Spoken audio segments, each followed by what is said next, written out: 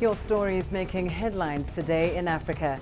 Libya has deported scores of Malian refugees as it grapples with curbing illegal migration across its borders. The government has been assisted by the International Organization for Migration. Libya is a major route for human traffickers. Nigerian police say they've foiled a plot to blow up a major bridge in Lagos. This follows the arrest of a 43-year-old man suspected to be part of a gang planning to carry out the attack. Police have described the man as an explosives expert with links to militants operating in the Niger Delta. And Tanzania is set to become the second African country to use drones to deliver medical supplies. The UK is funding a trial in the East African country early in the new year. Authorities claim the drones could cut delivery times to remote areas from hours to mere minutes. Hello and welcome to Africa Live. We have a very special show prepared tonight. A look back at some of CCTV Africa's top stories from the year 2016 and a look forward to what's coming in 2017. I'm Lindin Tongana, live in Nairobi. Well, let's start our look back at 2016 in Nigeria, where there's been renewed hope this year about the fates of the Chibok girls kidnapped by Boko Haram militants in 2014. So far, 22 of the 219 girls have been released. CCTV's Kelechi Mekalam takes a closer look at the story of these young women. On the night of April the 14th, Boko Haram insurgents kidnapped 276 schoolgirls from a rural school in northeast Nigeria, but 57 of the kidnapped girls managed to escape in the process. Shortly after the kidnap, Boko Haram's leader, Abubakar Shekau, released this video in which he claimed that the girls were married off and that they would never be released. The kidnap sparked off both local and international outrage. Soon an online campaign under the hashtag Bring Back Our Girls began. In Nigeria, a group of activists under the name Bring Back Our Girls emerged. All we are saying, bring back our girls. They've been conducting daily vigils and pressuring government to secure the safe release of the girls. And for years, they have not given up hope. And 2 years today, they have been in captivity. We will keep demanding for our girls. We must ensure that our girls are brought back. Although some attempts were made to secure the release of the girls, nothing was achieved. And many started doubting if the girls were indeed alive. When we came out for these girls, frankly, I thought it was a matter of 4 weeks. And our government and other countries that came to support would do what is necessary and the girls will be found. And one would just continue with one's life. It ended up not being so because we made a pledge that we're not going to stop until these girls are found. But that would change soon. One of the girls, later identified as Amina Ali Nkeki, was found by a group of vigilantes near the border with Cameroon. Before Amina's rescue, some images meant to act as proof of life of the Chibok girls had been released by Boko Haram, but there could be no better proof like her rescue. Amina's rescue revived hope about the safe rescue of the remaining girls. Days later, Amina was flown to the capital, Abuja, where she met for the first time with President Muhammadu Buhari. Like all Nigerians and many others around the world, I am delighted at the news that Amina Ali Keki of the missing Chibok girls has regained her freedom. But my feelings are tinged with deep sadness at the horrors the young girl has had to go through at such an early stage in her life. Months after her rescue, another Boko Haram video emerged again with an unknown Boko Haram commander and some of the Chibok girls. In the video, one of the girls is seen pleading for their rescue and Boko Haram offering for the first time that the freedom of the girls would be secured only through a prisoner swap with some of their commanders captured by government forces. The video would be followed by a highly concealed negotiation process brokered by the International Red Cross and Switzerland. 2 months later, in October, 21 of the girls were released. It was a euphoric moment for Nigeria. Parents of the girls were reunited with their daughters in an emotionally charged ceremony in Abuja.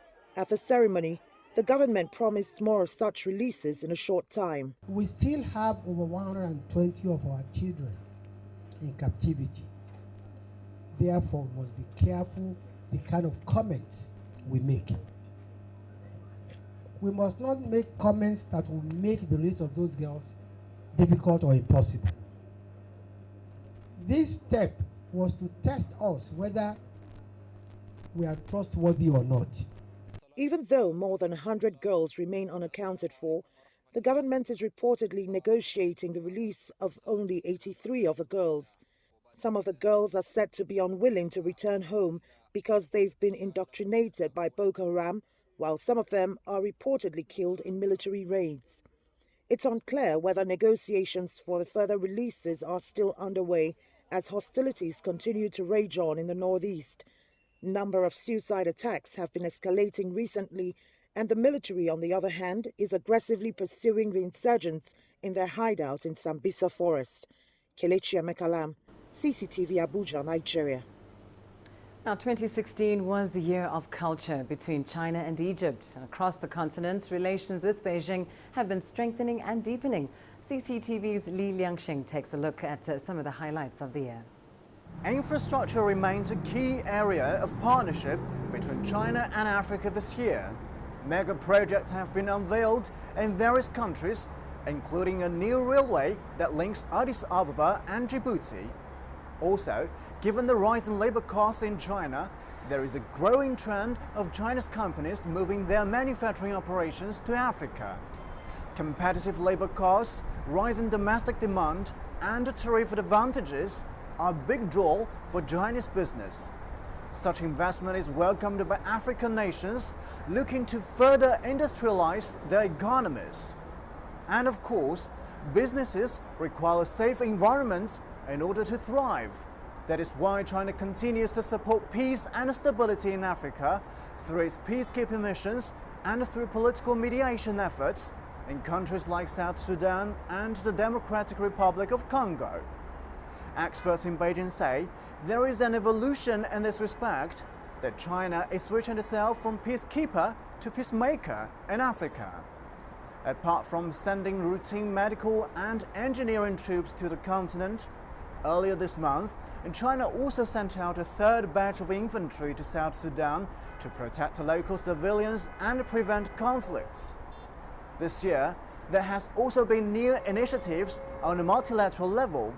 Countries such as the US, the UK and France all have participated in high-level discussions along with China and Africa, with nuclear projects, finance and security all having been on the agenda. This level of multilateral dialogue represents new territory for China, which insists that all such cooperation must be based on the principle of having been initiated, agreed upon and led by Africa. So what can we expect for Africa and China in 2017? Well, a little earlier we spoke to Rudolph du Plessis. He's an economic program officer at the South African Institute for International Affairs. I think at this stage it's quite early to tell what 2017 will bring. On the South African level at least, something that's quite exciting is the opening up of the regional offices for the new development bank, which is the BRICS bank led by Russia, China, India and South Africa, and China of course. And it will be the coordinating office for all investments going forward into Africa. So that's an exciting thing coming up in South Africa. Then in East Africa and Kenya, we'll see the opening up of the standard gauge railway, which is the initial stretch between Mombasa and Nairobi, which is the biggest investment in Kenya's post-colonial history. But I think the most indicative thing of where the relationship will go is the trade figures. We saw about a 34% drop in trade between China and Africa between 2013 and 2015, mostly due to China's economic slowdown and the drop in commodity prices that followed that, and the drop in oil prices which came at the same time. So it'll be interesting to see how China and Africa will benefit from each other going forward. I think what will really set the scene, will really set the tone at least, is the foreign minister's yearly visit to Africa, which is scheduled to take place early next year. So we'll see if any of the promised FOCAC projects, such as the Capacity Development Cooperation Fund, I think it's called, how that will feed into Africa's ambitions to industrialize and to also beneficiate a lot of its agricultural resources. I mean, it's quite important that I think that Africa moves away from the raw resource export trap that it's been stuck in for the past few decades. We really need jobs, we need manufacturing, we need a lot of agro-processing to take place in Africa, and I think China would be quite well suited and well placed to assist Africa in these ambitions. Now, one of the biggest news stories this year has been the crisis in the Mediterranean. Hundreds of thousands of migrants and asylum seekers have made the perilous journey across the sea from North Africa to Europe, and there were hundreds of tragic accidents. CCTV's Catherine Mwando has more. Italy and Greece are the two European nations most affected by the migrant influx. Many of the migrants and asylum seekers use Libya as a springboard to their journey, but Egypt and Tunisia are also affected. Migration in Africa has increased due to many reasons. Wars on the continent, especially related to terror groups such as ISIL in Libya, as well as the dire economic situation in many countries. In 2016, a tragic incident occurred off the Egyptian coast. More than 200 people drowned when their boat capsized. The European Union's Operation Sophia has rescued thousands of people. It's backed by the Egyptian Navy. Egypt has a very important role to play in securing the sea. It has dispatched several ships to stop illegal migration, or at least reduce it, and save as many lives as possible. But Egyptian President Abdel Fattah el-Sisi has warned European countries that the current measures aren't enough. He urged the EU to provide economic support to African nations to help mitigate the root causes of migration. Catherine Omwando, CCTV. So, of course, Europe has been hard hit by that situation in the Mediterranean this year, and it's not it's shaken up not only the social sphere but also the political environment. Mariam Zaidi has more details from Brussels. The vast waters of the Mediterranean have become a graveyard for thousands. According to the International Organization for Migration, almost 160,000 Africans have crossed the perilous seas for hopes of a better life in Europe. And more than 4,200 have then lost their lives in the attempt. After tragedy of migrant boats capsizing and bodies being washed up on the shore, this June the EU came up with a plan to counter illegal migratory flows. The new framework consists of establishing pacts with key countries on the migratory route, countries of origin and transit countries. The aim is to break up illegal smuggler routes and, importantly, to establish legal channels of migration. To date, the EU has made pacts with 5 African countries: Nigeria, Mali, Senegal and Ethiopia. Figures for 2016 suggest that around 1/3 of migrants who had crossed the Mediterranean via the Libyan coast came from one of these countries. The EU has already poured in more than 425 million euros into more than 24 projects. But is it working? So far, it would seem so. The flow of migrants from sub-Saharan Africa to Libya via Nigeria was reduced by almost 100% in May to November. The number of migrants crossing the Sahara via Nigeria fell to 1,500 in November from 70,000 in May, so a massive reduction. And to date, over 4,000 illegal migrants have been returned to Nigeria, according to the European Commission. Critics say that this is a negative policy, that migration is vital for society. But the EU is struggling to cope with the sheer numbers of people trying to come to Europe, and this could be a key policy that helps them not only to turn that around, but to put the protection of life at the centre of the help that they provide. Mariam Zaidi, Brussels. Well, time now for a short break. Still more highlights from 2016 to come.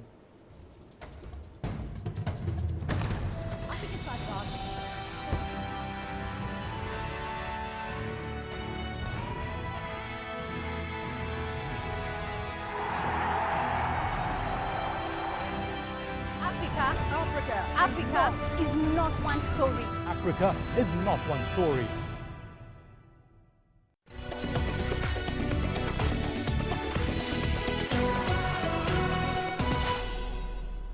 Welcome back to Africa Live as we take a look back at the year 2016. All right, now let's take it region by region. Earlier, my colleague Penina Karibe sat down with our correspondents across Africa. Now that's Yasser Hakim in Cairo, Deji Badmus in Lagos, Sumitra Naidu in Johannesburg, and Robert Nagila right here in Nairobi. They reflected on the year 2016. Let's start with North Africa. We're taking it region by region. To do that, a little earlier, I spoke to Yasser Hakim in Cairo, Deji Badmas in Lagos, Sumitra Naidu in Johannesburg, and here in studio with me, Robert Nagila. Thank you all for joining us. And let's start in North Africa with you, Yasser. There have been plenty of political and security developments in the region. Can you talk us through some of the main ones? Well, I'll stick to North Africa, and especially three countries have seen quite a busy 2016. If you talk about Egypt, it has been its fight on terrorism. It has seen the tragic incident of the Egypt air flight that has went down from Paris to Cairo and has dropped in this Mediterranean Sea, killing all on board. And the investigations are still ongoing, making it not... Last week, the investigation committee has said it has turned into a criminal case because there were signs of explosives on the bodies of the dead in the plane. There's also the tragic incident of the church explosion in the church in Cairo that took place last week as well, killing around 25 people, mostly women. And those were two of the main tragic incidents that took place politically. But on the other hand, Egypt has been working hard to reform its economy, to get closer to Africa, and to open up to the rest of the world, especially to China, to the east, to China, Russia, and Asia, whether economically and politically. And obviously, it has managed to get a vote for the UN Security Council as a member state, non-permanent member state, and the votes were from the African countries, which shows Egypt's increasing role in the continent. Now, Tunisia has been also facing much the same as Egypt, with terrorism being in the shadows of the life in Tunisia throughout the year, and mainly that becomes from Libya. Libya, which has seen the surge of ISIL during 2015 and 2016, and this has spilled out to neighboring Egypt and Tunisia, which border Libya, and has had an effect on both countries. But obviously Tunisia has had also a good economic conference, which has managed to garner billions of dollars of support from rich Arab Gulf nations to also help in reducing the effects of the political stalemate on the economy. Libya has seen at the end of 2016 quite an improvement in the security situation, especially with the fight on terrorism and the fight on ISIL in Tripoli, Benghazi, and Sirte. The main stronghold of ISIL has been declared free from ISIL militants just a few days ago, at the end of December. So those countries have seen a lot of activity in 2016. But if you go to Algeria, it was much more stable, and Morocco as well, which has managed also to attract attention by organizing the COP22, a huge economic international conference that has come up with important results that would have, if implemented, that would have positive effects on the environment change in the world in the next few years. All right, so let's have a look now at the West African region. Deji, what's been the most talked about issues in the region this year? Well, Penina, I think the biggest talking point in West Africa this year would be security tied to terrorism. We saw, for instance, Nigeria-based terrorist sect Boko Haram spreading its tentacles and entrenching itself in Nigeria's neighbors like Cameroon, Chad, and Niger. We also saw the group now carry out several attacks across these countries with seeming impunity, if you like, until the multinational joint task force came into operation and helped to check the attacks and put the sect on the back foot. Now, in Nigeria, the government intensified its war against the sect, taking back all the territories it once controlled. And as we speak today, the Nigerian government says Boko Haram is technically defeated, and indeed the sect does not seem to have the capacity now to carry out the kind of spectacular attacks it used to carry out, but it still remains a potential danger and continues to carry out occasional hit-and-run attacks as well as suicide bombings. Now, one very cheering news, Penina, in all of this is the release of 21 of the over 200 Chibok schoolgirls kidnapped by Boko Haram in Nigeria's northeast Borno state in April of 2014. That, of course, happened after months of secret negotiations with the sect. Now, apart from Boko Haram, the sub-region is also contending with other terrorist groups like the ISIL branch in West Africa and Al-Qaeda in the Islamic Maghreb. For instance, for the first time, we saw attacks in Burkina Faso and Ivory Coast with ISIL, of course, claiming responsibility for the attacks. We've also seen groups like Al-Qaeda active in Mali, attacking military bases there. And the region itself is yet to come out with a comprehensive and collective response to these terrorist threats. Talks now of a joint action is still a work in progress. Now, that much said about security. Another big talking point in the sub-region is the economy. In 2016, one year, I should say, most people in the sub-region, especially Nigeria, would want to forget in a hurry is 2016. For instance, Nigeria slipped into recession with inflation reaching an unprecedented level, no thanks, of course, to low oil prices. Despite announcing massive budgets, the new government is still struggling to get Nigeria out of recession. And the pressure, I should say, is really mounting for President Buhari. We saw currency depreciations in Nigeria and Ghana. Like Nigeria, Ghana has also struggled, accounting mainly for why the incumbent president lost the presidential election in that country some weeks back. Let me quickly talk about some very positive stories, Penina. At this time, it has to do with health.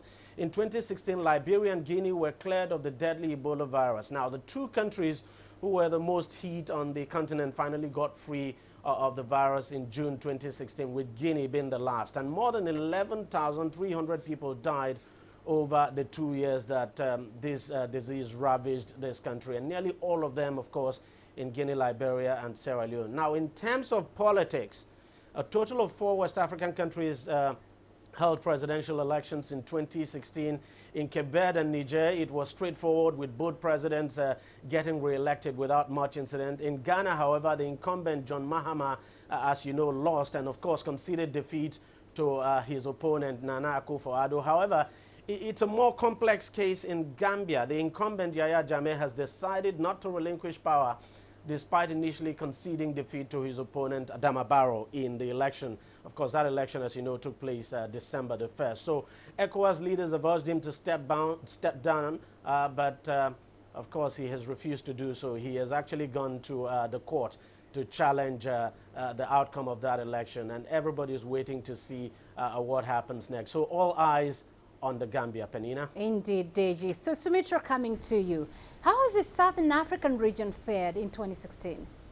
Well, I think, Penina, the worst part for the Southern African region was the drought. The drought remains the biggest concern for this region. Close to 14 million people are in desperate need of humanitarian aid. It's been the worst drought in decades.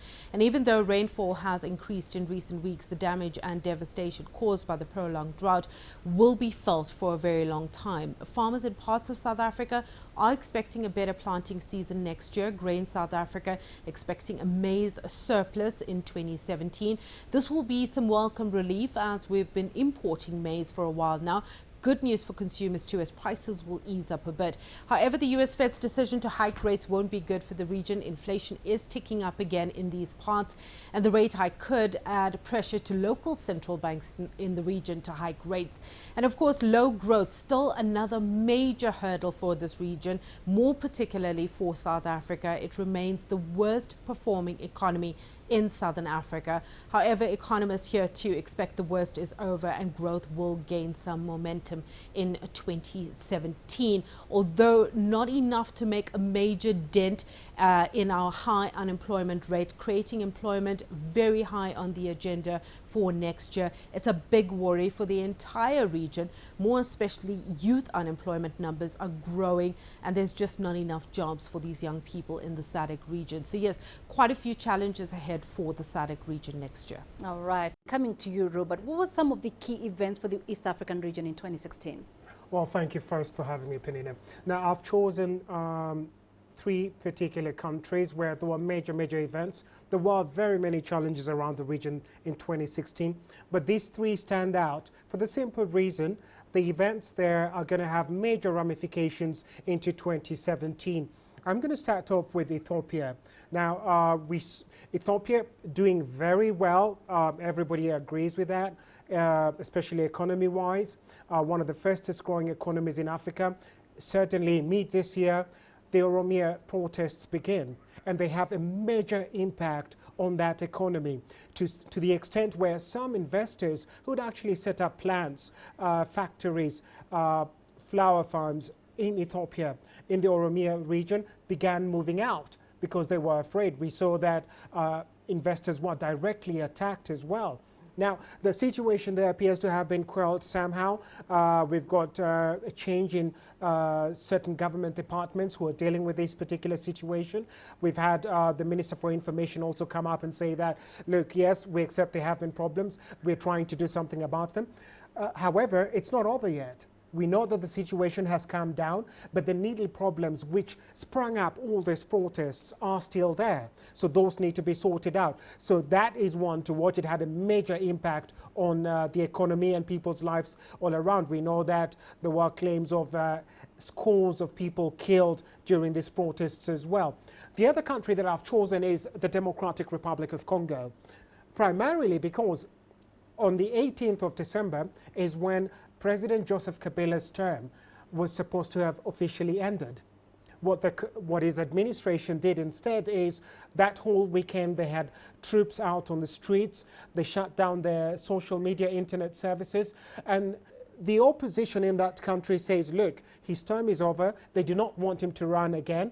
However, we had from the court, the Supreme Court, the largest court in the DRC in 2016, saying that it was impossible for the government to hold those elections this year and basically pushing the elections to 2018, I believe. In the meantime, what does that mean? President Joseph Kabila remains caretaker president until that term is over.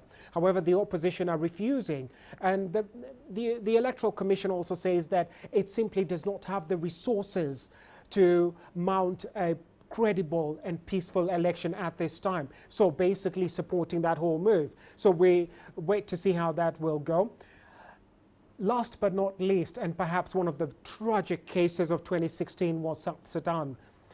Began the year with a ceasefire, a loose ceasefire and an easy one in place. Mid this year, we waited for Riek Machar to come back into Juba to join the government. I was there when he arrived, received very well. The uneasiness was still there, but everyone was holding their breath together that this would work. Towards the second half of this year, we saw what happened. It just exploded in the capital, Juba. You had Vice President Riek Machar's forces take on the president's forces in the capital, Juba. You've got millions of people already displaced before this point. Tens of thousands estimated killed in this conflict countrywide. But still no solution to it. Ended with Machar now out of the country in South Africa at this particular moment. And that situation, as far as the UN is concerned, is now gearing towards genocide. A very serious situation. Right, we shall leave it there for now. Sumitra Naidu live for us in Johannesburg. In Lagos, Deji Batmas, and joining us from Cairo, Yasser Hakim, of course here in studio with me, Robert Nagila. Thank you all of you for joining us. Well, you're watching Africa Live. Do stay with us as we continue to look back on 2016.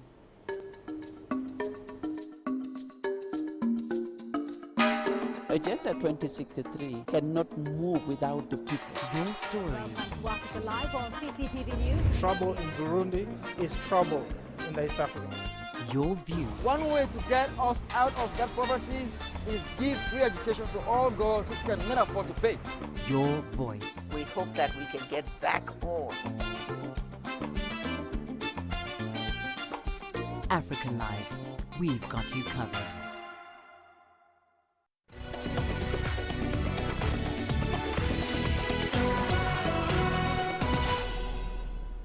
Welcome back. You're watching Africa Live and we're looking back on the year that was.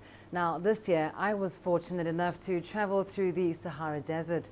We explored ancient cities and spoke to nomadic communities in some of the world's harshest environments as part of CCTV's special series on the Sahara. Let's take a look.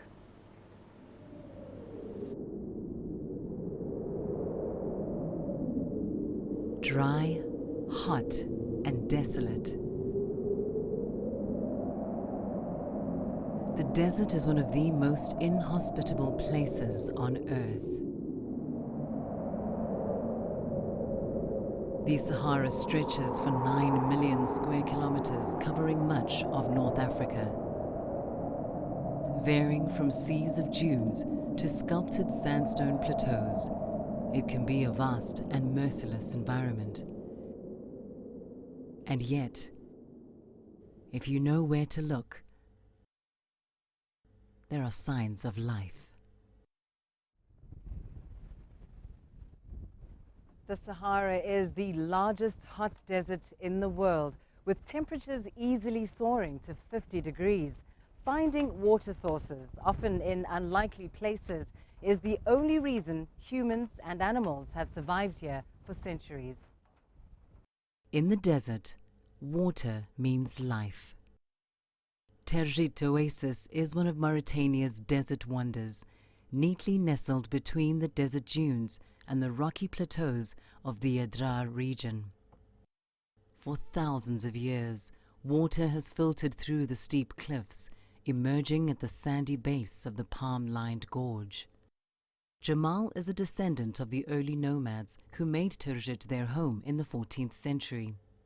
جد هذه الأسرة اللي هي لهون وقافلة معها ما زالت الناس تقيس السعودية على كراعيها حاجة. كان ذيك القافلة ماشية انها وعدة بالحاجة وفرق لهم وقتل قاع واحدين منهم وكان راقي يجي من ضمنهم هو الطائرة هونات إياها كشف له مدانا ذي البليدة وين ذو الجبال قابل وتوه من الحشيش ماشي فيها الماء وجبر فيها الماء وتوطن فيها وتلاقى قرص فيها النخل. Jamal's forefathers planted the first date palms here. Today, the abundant plantation gives the oasis its iconic look, and the water continues to keep the plants alive through Jamal's simple but effective irrigation system.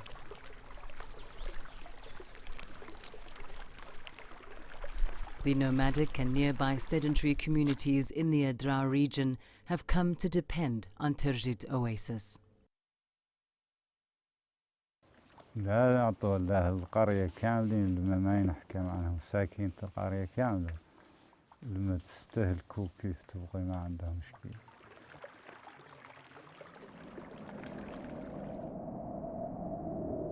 A reliable source of water is a rare thing in the Sahara, and people and animals make the most of it when they can. Here in northeastern Chad, these camels are returning from a week in the sands, and there's only one thing on their minds.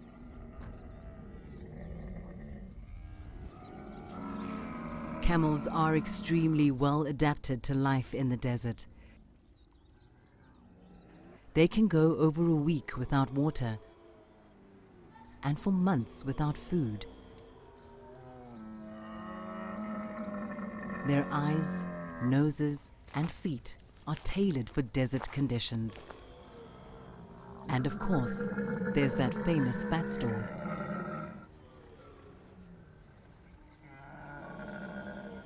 The shade and water at Gelta Darshe allows the camels to bath and refresh.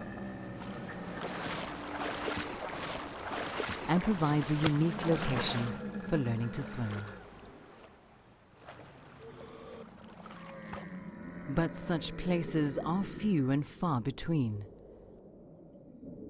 Just 300 kilometers south from here is a desert community which isn't so fortunate.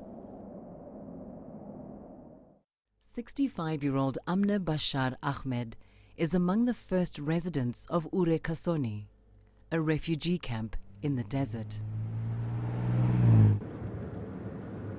Her journey into the desolate Sahel is marked with scars, both emotional and physical.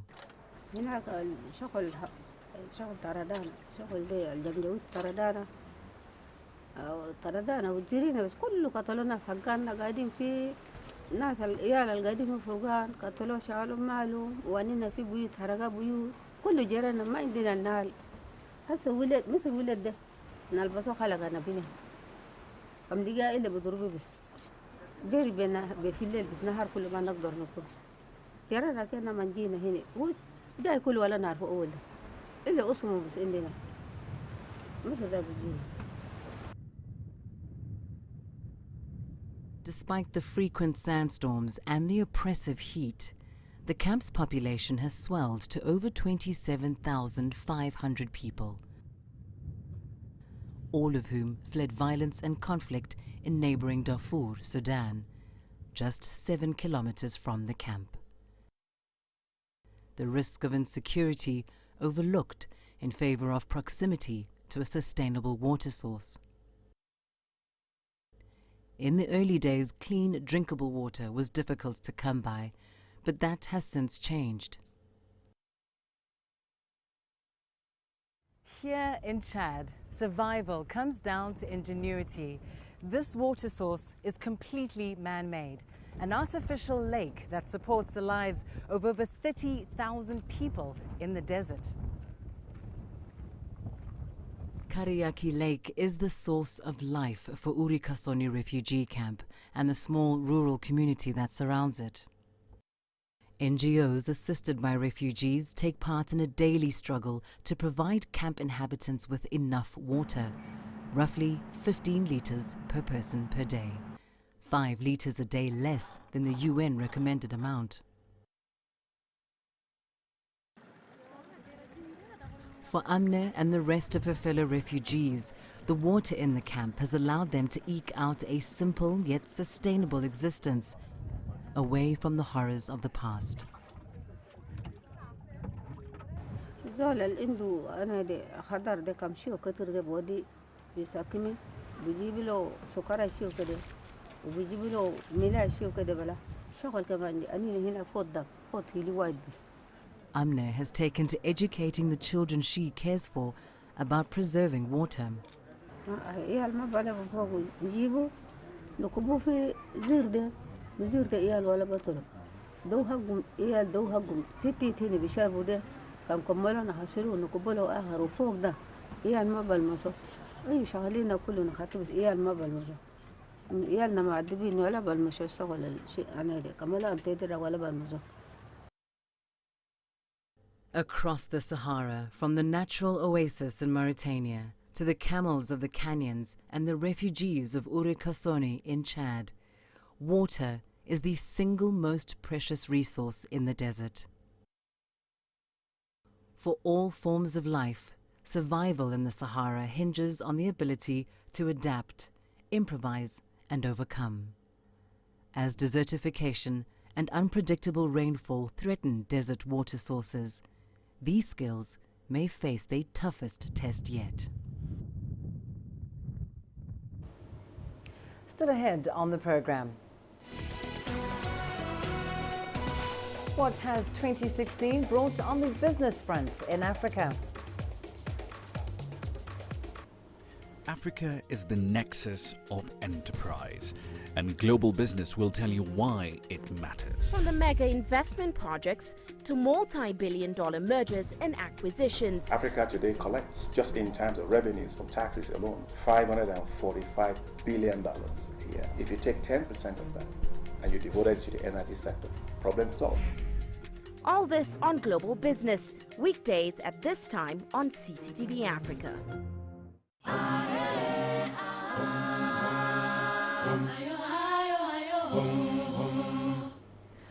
Now, 2016 was a fascinating year for currencies and monetary policy on the continent, and there were some major changes that few economists saw coming.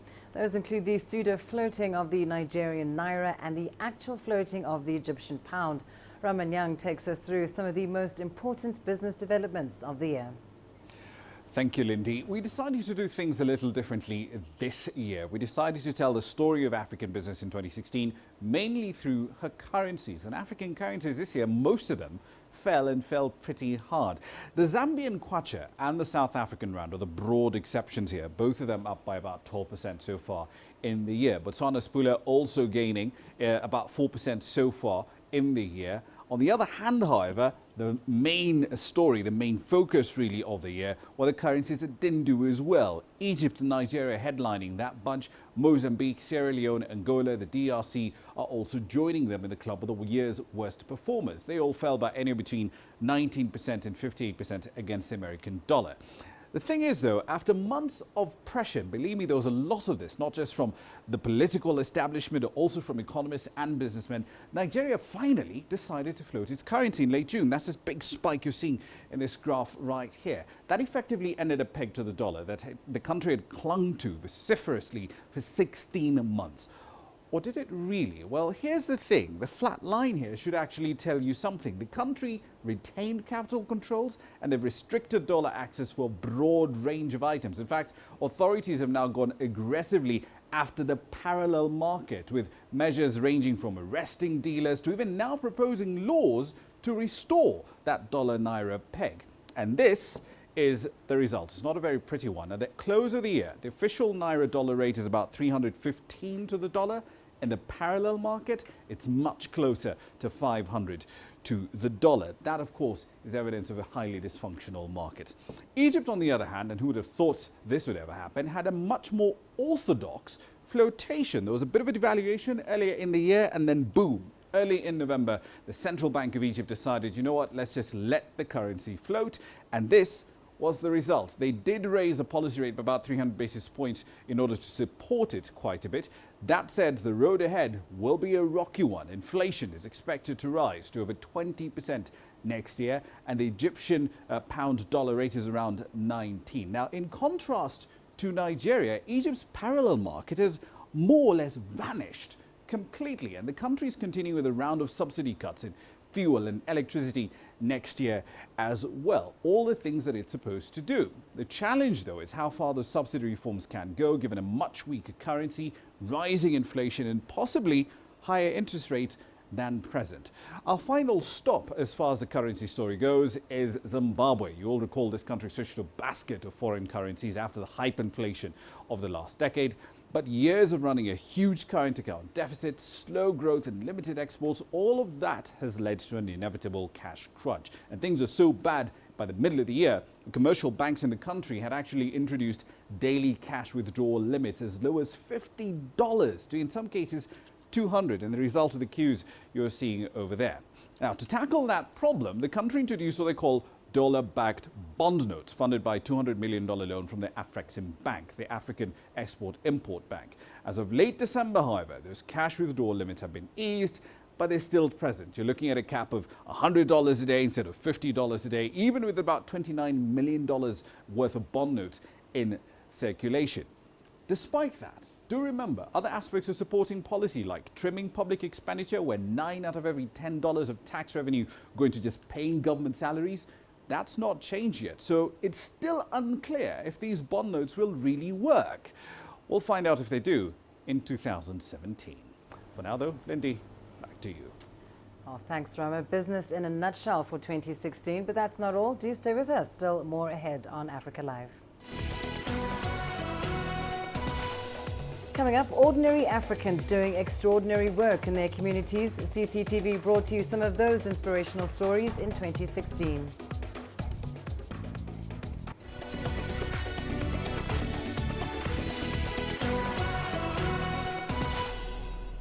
Turn Turning our focus now to ordinary Africans doing extraordinary things for their communities. Earlier this year, CCTV's Soni Methu brought us a story out of Kenya's iconic Maasai community. One woman has been challenging a tradition in which countless girls have suffered, and she says she's winning the battle, one child at a time. Let's take a look at that story. 7-year-old Nanyu wants to be a doctor. Her sister, Nayu, 11, sees her future as a pilot. Both top their classes. And hard work when you're young will always help in achieving a dream. That the sisters can dream at all is an achievement in itself. They spent their days herding animals and waiting with dread for their traditional Maasai rites. Marriage, and before that, the cruel practice the world knows as female genital mutilation. I did not want to be circumcised or married. We have no parents. Relatives wanted to cut us and sell us for cows.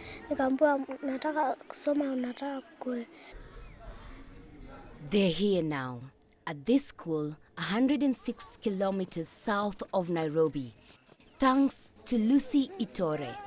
She went through what so many Kenyan girls suffer and has dedicated her life to stopping the practice.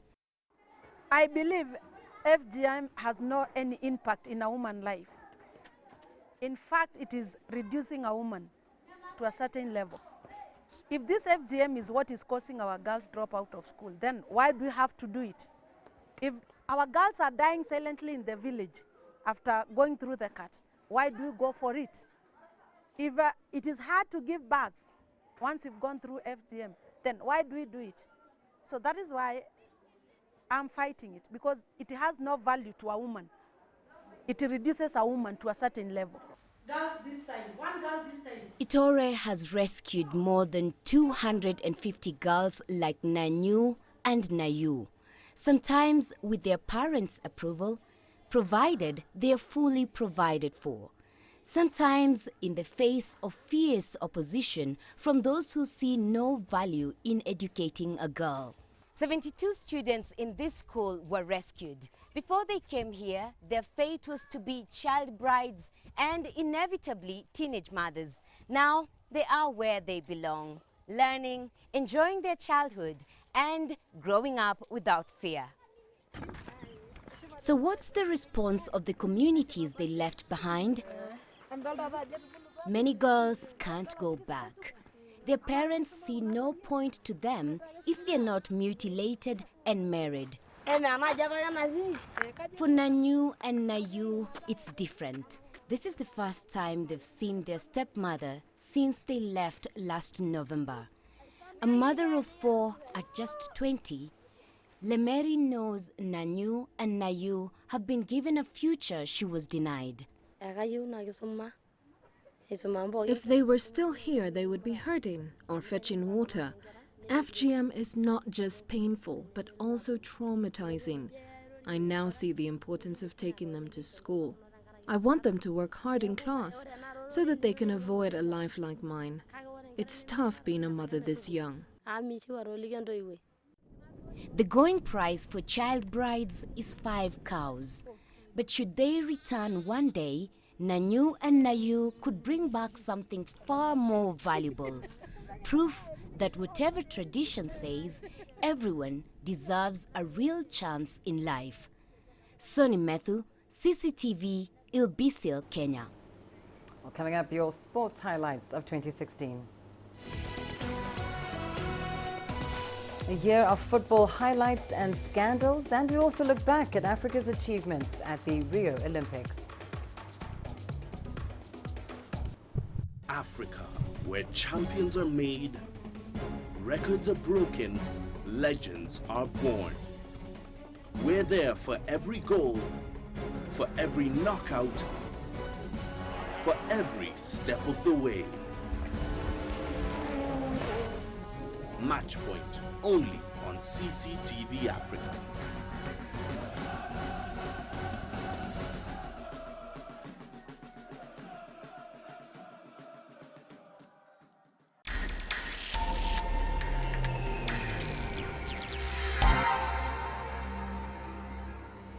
Well, 2016 has been a remarkable year for sports in Africa. The continent celebrated the growth of women's football, but also had its share of unfortunate incidents. Let's take a look back at some of the highlights. DR Congo provided the first celebrations for African football lovers when they won the African Nation Championships in Rwanda, beating Mali by 3-0. At a personal level, Gabon's Borussia Dortmund forward Pierre-Emerick Aubameyang was declared the top African player for 2015 for his stunning campaign in the Bundesliga. Cameroon's Gaël Debra Nganamot was also voted Africa's top female footballer. At the club level, South African club Mamelodi Sundowns emerged the best team of the African Champions League, but failed to replicate their impressive form at the FIFA World Cup in Japan. It was a good year for Ugandan football. The country made a return to the African Cup of Nations finals for the first time in 38 years. Zimbabwe also returned to the fold for the first time in a decade. But Nigeria had nothing to celebrate after failing to make the finals. Further crisis crippled the Super Eagles when the team manager Sunday Olise resigned his coaching post, citing official frustration. Women's football in Africa hit a new high in 2016. Zimbabwe made a historic appearance at the Olympic Games in Brazil, and despite losing all their matches, they gained invaluable experience. South Africa's Banyana also made their second successive Olympic football tournament in Rio de Janeiro. At the African Women's Cup of Nations, Nigeria emerged the best team after beating the hosts Cameroon in the finals, but their celebrations were marred by protests about the unpaid allowances. However, African football scene was stained by corruption that saw former South African Football Association President Christine Matendani and two other former officials from Togo and Zimbabwe banned for match fixing. Sadiq Shaban, Nairobi, Kenya. Well, 2016 was, of course, an Olympic year. The Rio tournament has been described as the perfect, imperfect Olympics. Brazil faced the Zika virus concerns as well as logistical challenges. But it seems all that was forgotten by the time the Games began. And CCTV's Celestine Caronet was there. At the heart of the Olympic Games were 11,237 athletes from 207 national Olympic committees, each one seeking the ultimate prize on offer, an Olympic gold. 1,025 of these athletes were from Africa's 54 nations, with South Sudan making its Olympics debut. It is a historic moment, not for me alone, but the whole country. People are celebrating and they are happy back home because of the presence of South Sudan. Track and field would prove once again to be Africa's most productive medal hunting ground. Ethiopia's Alma Zayana set the tone with a 10,000-meter record-breaking run on the first day on the track. It's an unbelievable victory by a huge... South Africa's Wade van Niekerk's 400-meter gold medal was also a highlight of the Games after breaking Michael Johnson's 17-year world record. It was Kenya, however, who would top the medal standings among African countries. The long-distance running powerhouse won 6 gold medals in their best-ever Olympics performance to date. Ethiopia may not have performed as expected in track and field, but their Rio showing will also be remembered for 24-year-old swimmer Robel Kiros Habte. He came last in the 100-meter men's freestyle in his Olympics debut. Initially ridiculed, he later became a social media inspiration. Everybody knows for my shape, for everything, but I'm so happy because me I want to compete in Olympics. That's I want. You know, Ethiopia, everybody's athletics running, but it's my I don't like running. I want different things. That's why I choose swimming. 23-year-old Sheikh Salah Cisse turned out to be Cote d'Ivoire's hero in Rio. His buzzer-beating winning kick in the Taekwondo 80-kilogram final delivered the country's first-ever gold medal at an Olympics. Niger made history thanks to Taekwondo athlete Issoufou Alfaga, who won silver. Alfaga became the second athlete in the country's history to win a medal at the Olympic Games, ending a 46-year medal drought at the Olympics. With Brazil looking for an early strike opening minute here, it's Bandele in Brazil! While the host nation won the men's title in football, 1996 champions Nigeria settled for bronze. Refugee Olympic team! This year was also memorable for millions of refugees around the world who were represented at the Olympics for the first time ever. 10 refugee athletes, including 5 South Sudanese runners, took part under the banner of the Refugee Olympic team. Being a refugee, you expect many things to happen in your life. But this is my first achievement in my life.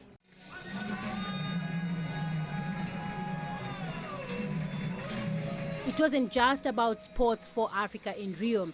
The continent took the opportunity to promote itself, giving many a feel of the culture and sights it has to offer. Overall, Africa's participation in Rio was slightly better than 4 years ago in London. The continent won a total of 35 medals. The Olympics caravan now moves back east to Japan in 2020, and the continent will be expected to put up an even better show. Celestine Carone, CCTV. And finally, South African motocross rider Nick de Wit gained a cult following in Uganda this year with his gravity-defying stunts. Leon Senyange brings us that story. Motocross is already a thrilling and fun spectator sport, but freestyle riding adds a new crowd-pleasing and exciting element. And for the hundreds of fans at Uganda's motocross arena, there was much excitement at witnessing gravity-defying stunts. Nick de Wit, one of the few freestyle bike riders in Africa, was the man pulling all the stunts. It's something he has been doing for over a decade now. The most important thing is being able to ride a bike. You need the bike skills, you need to be able to handle a bike, and also, you've got to be able to handle your fear. Preparations for displays like the backflip begin days earlier. De Wit ensures that the ground is level and his ramp is well timed for the almost 75-feet jumps. The weather is also a factor.